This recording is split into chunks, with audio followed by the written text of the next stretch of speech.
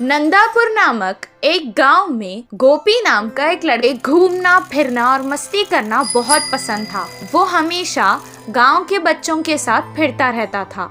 उसके माँ बाप उसके लिए बहुत चिंतित थे। वो बस अपने बच्चे को सुधरता देखना चाहते थे। एक दिन उसे गांव में एक साधु मिला। साधु को गोपी के बारे में पता था। उसे सुधरने के लिए उसने उसे एक सलाह दी।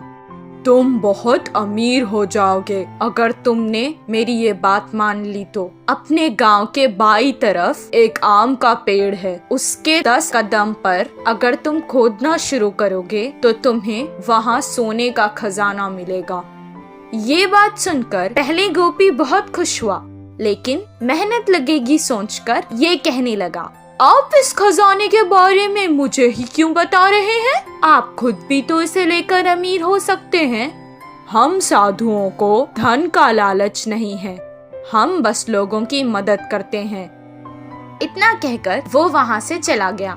गोपी कहने लगा कि उस खजाने के लिए पता नहीं कितना खोदना पड़ेगा, और अगर इतनी मेहनत के बाद भी खजाना अगर नहीं मिला तो सब बेकार हो जाएगा। इतना कहकर वो भी वहाँ से चला गया। हर काम को वो ऐसे ही टाल देता था। कुछ दिन बाद गांव में पानी बंद हो गया।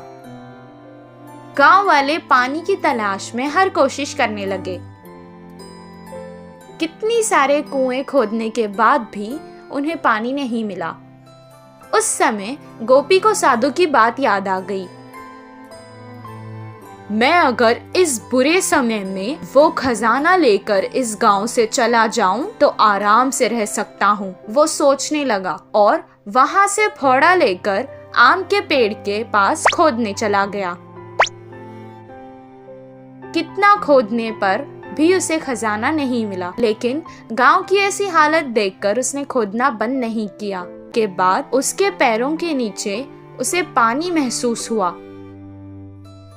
कुछ देर बाद उस घड़े में पानी भरने लगा।